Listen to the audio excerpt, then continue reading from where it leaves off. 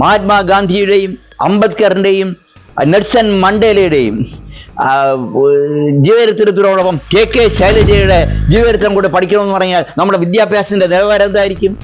നാളെ MG സർവകലാശാലയിൽ board of studies constitute ചെയ്യാണ്.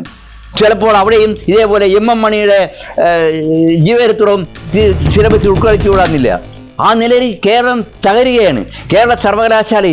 കേരളത്തിലെ സർവകലാശാലകളിൽ വൈസ് ചാൻസലർമാരില്ലാതായിട്ട് ഇന്നേക്ക് 1 വർഷം പിന്നിടുകയാണ്. സർവകലാശാല ഉന്നത വിദ്യാഭ്യാസം അക്ഷരാർത്ഥത്തിൽ തകർന്നിരിക്കുന്നു. നമ്മുടെ കുട്ടികൾ വ്യാപകമായി അന്യ സംസ്ഥാനങ്ങളിലേക്കും വിദേശത്തേക്കും ചേക്കേറിക്കൊണ്ടിരിക്കുകയാണ്. അപ്പോഴേക്കും അത് മാത്രമല്ല, ഈ കേരള സർവകലാശാല ഉൾപ്പെടെയുള്ള സർവകലാശാലകളെ എഡ്യൂക്കേഷൻ്റെ ഹബ്ബാക്കും എന്ന് പറയുന്ന വിദ്യാഭ്യാസ മന്ത്രി തന്നെ വിദ്യാർത്ഥികളെ അന്യ രാജ്യങ്ങളിലേക്ക് കടത്തുന്ന ഏജൻസികളുടെ പ്രതിനിധികളെ സർവകലാശാല സിൻഡിക്കേറ്റങ്ങളായി നിയോഗിക്കുമ്പോൾ അതെന്താണ് സന്ദേശം തരുന്നുള്ള കാര്യം വ്യക്തമാണല്ലോ. അപ്പം സർക്കാർ പോലും വിദ്യാർത്ഥികളെ അന്യരാജ്യങ്ങളിലേക്കും മറ്റ് സർവകലാശാലയിലേക്കും പോകാൻ പ്രേരിപ്പിച്ചുകൊണ്ടിരിക്കുന്നു. അത് മാറണം. കാരണം പാവപ്പെട്ട കുട്ടികൾക്ക് പഠിക്കാനുള്ള ഒരു അവസരം നമ്മുടെ സംസ്ഥാനത്ത് മാത്രമേ ഉള്ളൂ. അതിൻ്റെ അടിസ്ഥാനത്തിൽ ഗവർണർ ചില നടപടികൾ സ്വീകരിച്ചിരിക്കുന്നു. കോടതി വിധിയുടെ അടിസ്ഥാനത്തിൽ സർവകലാശാലകളിലെ വൈസ് ചാൻസലർമാരുടെ നിയമനം അടിയന്തരമായി നടത്തുവാനായിട്ട് സെർച്ച് കമ്മിറ്റിയിലേക്ക് യൂണിവേഴ്സിറ്റികളുടെ പ്രതിനിധികളെ തരാനായിട്ട് അതേ എല്ലാ വൈസ് ചാൻസലർമാരും കത്തയച്ചിരിക്കുകയാണ്. ഈ ഫെബ്രുവരി മാസം തന്നെ പ്രതിനിധികളെ തരണമെന്നും അതിൻ്റെ അടിസ്ഥാനത്തിൽ സെർച്ച് കമ്മിറ്റി കൂടാനും അതനുസരിച്ച് വൈസ് ചാൻസലറെ നിയമിക്കാനും ഗവർണർ എടുത്തിരിക്കുന്ന തീരുമാനം അല്പം ആശ്വാസം നൽകുകയാണ്. അതിനെതിരെ ചിലപ്പോൾ വീണ്ടും കോടതിയൊക്കെ സമീപിക്കാൻ ശ്രമിക്കുമായിരിക്കാം.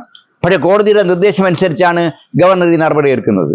അതോടൊപ്പം തന്നെ UGC വ്യവസ്ഥയ്ക്ക് വിരുദ്ധമായി നിയമനം നടത്തിയ വൈസ് ചാൻസലർമാരെ പുറത്താക്കിയെങ്കിലും 4 വൈസ് ചാൻസലർമാർ ഇപ്പോഴും UGC യോഗ്യതയില്ലാത്തവർ തുടരുകയാണ്. അവർക്കെതിരെ നടപടി എടുക്കുവാനായിട്ട് ഗവർണർ 24-ാം തീയതി ഹിയറിംഗ് ഫിക്സ് ചെയ്തിരിക്കുകയാണ്. തീർച്ചയായിട്ടും അതോടുകൂടി കേരളത്തിലെ എല്ലാ സർവകലാശാലകളിലും വളരെ നിഷ്പക്ഷരായ ആൾക്കാർ വൈസ് ചാൻസലർമാരായിട്ട് വന്നാൽ കേരളത്തിൻ്റെ ഉന്നത വിദ്യാഭ്യാസ രംഗം മെച്ചപ്പെടുമെന്നുള്ള കാര്യത്തിൽ യാതൊരു സംശയം വേണ്ട. ഇപ്പോഴത്തെ അവസ്ഥ അതല്ല. സർവകലാശാല സിൻഡിക്കേറ്റുകളിലുള്ള ചില അംഗങ്ങൾ CPMന്റെ പ്രതികളായിട്ട് വരുന്ന അംഗങ്ങളുടെ റബ്ബർ സ്റ്റാമ്പുകളായിട്ടിരിക്കുന്ന വൈസ് ചാൻസലർമാരാണ്. അപ്പോൾ ഇവിടുത്തെ SFIയും ഇവിടെയുള്ള ഇടതുപക്ഷ അധ്യാപക സംഘടനകളും ഇടതുപക്ഷ ജീവനക്കാരുടെ സംഘടനകളുമാണ് ഇന്ന് സർവകലാശാലയിൽ ഭരണം നടത്തുന്നത്. സർവകലാശാല കുത്തഴിയുന്നതിന് കാരണം അതാണ്. അതിനുശേഷം വൈസ് ചാൻസലർമാർ വളരെ നിഷ്പക്ഷമായി പ്രവർത്തിക്കുന്ന ഇന്റഗ്രിറ്റി ഉള്ളവരാണെങ്കിൽ തീർച്ചയായിട്ടും അവർക്ക് നിയന്ത്രിക്കാൻ കഴിയും. കാരണം സർവകലാശാലകളിലെ സിൻഡിക്കേറ്റ് അംഗങ്ങളുടെ ധാരണ അവർ ക്യാബിനറ്റ് മന്ത്രിമാർക്ക് തത്തുല്യമാണെന്നാണ്. സർവകലാശാലയിലെ ക്യാബിനറ്റ് മന്ത്രിയാണെന്നാണ് ഓരോ സിൻഡിക്കേറ്റ് അംഗങ്ങളുടെയും വിശ്വാസം. അങ്ങനെ സിൻഡിക്കേറ്റ് അംഗങ്ങൾക്ക് അധികാരമില്ല. സിൻഡിക്കേറ്റ് യോഗം ചേരുമ്പോഴുള്ള അധികാരം മാത്രമേ ഉള്ളൂ. സർവകലാശാലയുടെ അധികാരം മുഴുവൻ കേന്ദ്രീകരിക്കുന്ന വൈസ് ചാൻസലർമാരുടെയാണ്. അപ്പോൾ വൈസ് ചാൻസലർമാർ നിഷ്പക്ഷമായിരിക്കണം. ഗവർണറുടെ കാഴ്ചപ്പാട് അതാണ്.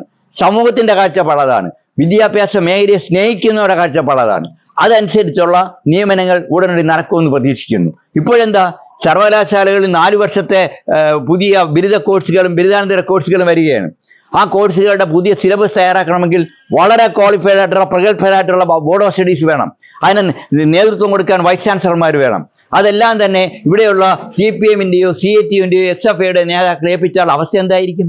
ഇതാ ഇപ്പോൾ കണ്ണൂർ സർവകലാശാലയിൽ അവിടുത്തെ ബോർഡ് ഓഫ് സ്റ്റഡീസ് പുസ്തകം MA ഇംഗ്ലീഷിന്റെ സിലബസിൽ കഴിഞ്ഞ മന്ത്രിയായിരുന്ന KK ശൈലജയുടെ ജീവചരിത്രം ഉൾക്കൊള്ളിച്ചിരിക്കുന്നു. മഹാത്മാഗാന്ധിയുടെയും അംബേദ്കറിന്റെയും നെൽസൺ മണ്ടേലയുടെയും ജീവചരിത്രത്തിനോടൊപ്പം KK ശൈലജയുടെ ജീവചരിത്രം കൂടെ പഠിക്കണമെന്ന് പറഞ്ഞാൽ നമ്മുടെ വിദ്യാഭ്യാസത്തിന്റെ നിലവാരം എന്തായിരിക്കും? നാളെ MG സർവകലാശാലയിൽ ബോർഡ് ഓഫ് സ്റ്റഡീസ് കോൺസ്റ്റിറ്റ്യൂട്ട് ചെയ്യാണ്. ചിലപ്പോൾ അവിടെയും ഇതേപോലെ MM മണിയുടെ ജീവചരിത്രവും സിലബസിൽ ഉൾക്കൊള്ളിച്ചുകൂടാന്നില്ല. ആ നിലയിൽ കേരളം തകരുകയാണ്. കേരള സർവകലാശാലയിൽ സൂര്യനാട് കുഞ്ഞമ്പിള്ള ആരംഭിച്ച മലയാള മഹാനിഘണ്ടു അതിൻ്റെ 4 വാല്യങ്ങൾ ഇനിയും പുറത്തിറക്കാനുണ്ട്. സാമ്പത്തിക പ്രതിസന്ധി മൂലം നിർത്തിവെച്ചിരിക്കുമ്പോൾ കേരളത്തിലെ CPM നേതാക്കളുടെ കുറിച്ചുള്ള ചരിത്രം ഉൾക്കൊള്ളിച്ചുകൊണ്ടുള്ള സർവ്വവിജ്ഞാനകോശം ഇറക്കുന്നതിന് 10 കോടി രൂപ അനുവദിച്ചിരിക്കുന്നു. അപ്പോൾ ഇതെല്ലാം കണ്ടു കഴിഞ്ഞാൽ നമ്മുടെ രക്ഷകർത്താക്കൾ നമ്മുടെ കുട്ടികളെ എങ്ങനെ കേരളത്തിൽ പഠിപ്പിക്കും? തീർച്ചയായിട്ടും അതിനൊരു ആശ്വാസം ഉണ്ടാവുമെന്ന് പ്രതീക്ഷിക്കുന്നു.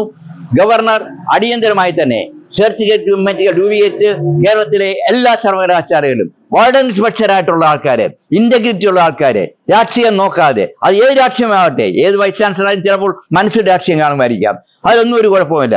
അത് BJP ആവട്ടെ, കോൺഗ്രസ് ആകട്ടെ, അല്ലെങ്കിൽ CPM ആകട്ടെ, അതല്ലെങ്കിൽ ഒരു രാഷ്ട്രീയമില്ലാത്തവരാകട്ടെ, ഇന്റഗ്രിറ്റിയും ക്വാളിറ്റിയുമുള്ള വിദ്യാഭ്യാസ വിചക്ഷണരെ വൈസ് ചാൻസലർ ആക്കാൻ ഗവർണർ മുൻകൈ എടുക്കുമെന്നുള്ള ഒരു പ്രതീക്ഷയാണ് എനിക്കുള്ളത്.